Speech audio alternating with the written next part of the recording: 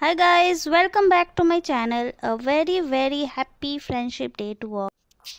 So this friendship day I made a very easy and a very simple friendship band and just wanted to share the video as to how I made the band so that it may be of some use for you all.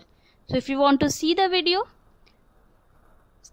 then just let's get started.